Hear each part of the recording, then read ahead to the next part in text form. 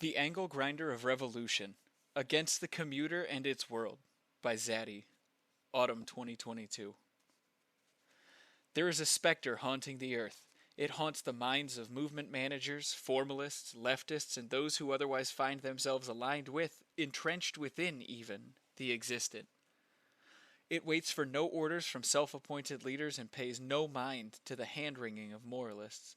In an indomitable fury against the current totality, it seizes the opportunities that stand before it. Shrouded by the night, each U-lock is cut away from the bicycles secured by their grasp.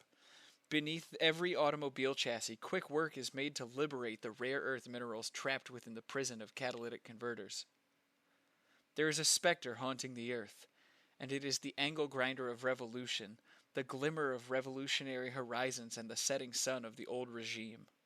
Without a glimmer of remorse and with an unflinching resolve, it speaks.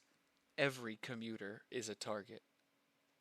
From the university student peddling between gentrified neighborhoods, part-time jobs, and classes, to the lowly prole whittling away the waking hours of their life in gridlock traffic, every commuter creates the present nightmare.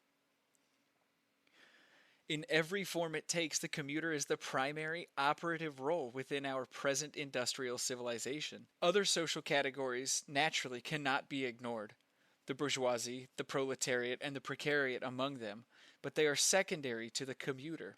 For in order for all other identities defined by socioeconomic position and relation to production to be realized, the individual must initiate the commute, the very activity that defines the commuter. As they travel along this miserable leviathan's many economic arteries, colloquially known as roads, this disgusting way of life is animated and reproduced within the slow lurch of bare life headed towards annihilation, pushed along evermore. For those of us who seek a different life than the hollow rituals of the commuter, there is a clear approach to cease the functioning of this miserable machine. With only a bit of courage, the angle grinder's spite cuts away the regime of non-life. The commuter takes a multitude of forms, but within the context of the imperial core we write from, two forms constitute a significant plurality of commuter identities above all others: the motorist and the cyclist. While there are nuances in the subversive methods against each respective commuter identity, both are readily sabotaged by the angle grinder. The cyclist can be immobilized indefinitely once the false security provided by their precious U-lock falls away, the facade pierced with a single cut. From there, the repulsive contraption can be whisked away into the night. The cyclist who projects some false, pathetic propriety over his miserable commodity is left empty-handed.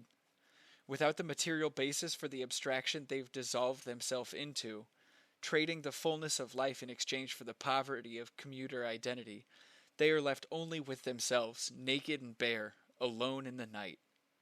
Struck by the convulsive rage of the angle grinder's insurrection, they are left no choice but to ponder on foot their uniqueness, their place in the world, and the industrialized nightmare that plagues it.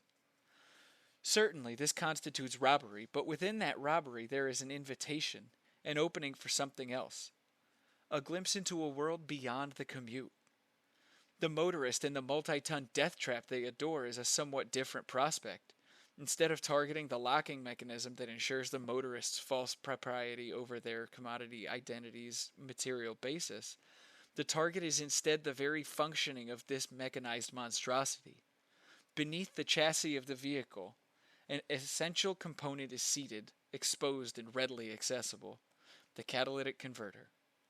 Without it, the vehicle is useless.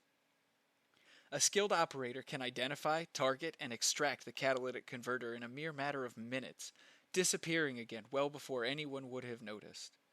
In all likelihood, the sabotage would only be noticed during the following morning. The motorist, intending to step into their role as commuter via the commute as the necessary precondition to realize all other roles, would find the usual choke of an engine turnover missing, instead replaced by a tremendous, startling roar. In the vacancy created by the catalytic converter's absence, wild nature howls and the euphoric laughter of the fallen wild spirit fills the morning air. The motorist is denied the ritual of the commuter's realization. All other identities that flow from the commuter are denied too, aborted before coming to term in the commuter's absence. Like the cyclist before, in the robbery of the motorist, the gift of possibility is endowed.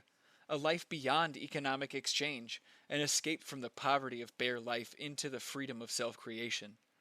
Finally, with every subversion of commuter identity, each stolen bike, every scrapped catalytic converter, a unique material reward is found.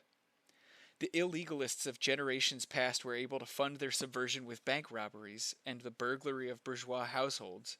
In our present condition of technological hyper-surveillance, these methods have become overwhelmingly more risky. Naturally, cybercrime remains a possible avenue in the face of this reality, but the foreclosure of this horizon too is well underway as repressive techniques catch up to subversive ones. In turn, subversive techniques are pushed further and further into the domain of technical specialization and the tools that follow, creating a terrain of engagement that is ever more difficult to penetrate. What we offer here, however, is a subversive technique that demands very little technical skill and is available to anyone that can obtain a commonplace tool, the battery powered angle grinder. Whether brought into possession through the legitimizing shroud of commodity exchange, the denial of such through shoplifting, or brought into temporary possession through a tool lending library, very few circumstances would truly prohibit access. Once in hand, every bike and every catalytic converter that follows sustains our war against society with a trip to that ever present ally to the criminal class, the scrapyard. Cash in hand today. We can anticipate the critics of our method, those who speak with corpses in their mouths in defense of the current miserable state of affairs. They will claim we are too extreme, that our approach is too indiscriminate, that it is alienating, ineffectual, and criminal. To them, we have nothing to say. In their moralistic anxieties, they have made their alignment clear. They have become lost within their respective commuter identities, and as such, wish to defend the commuter and the world it demands. Thus, they have positioned themselves as our enemies, despite whatever other supposed subversive affinities they declare. The commuter is the modality through which every other identity is shaped and born within this techno-industrial prison. The negation of the commuter is the negation of civilization and the bare life it has enforced. The negation of the commuter is the affirmation of wilderness, of freedom, and of possibility. We therefore affirm again, our hearts full with insurgent ferocity, every commuter is a target.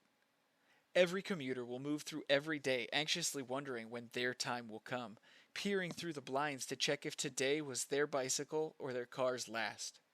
Every night will be spent restless and sleepless, wondering who might be lurking in their backyard or under their car, stealing away the material basis of their commuter identity, delivering it to some faraway scrapyard.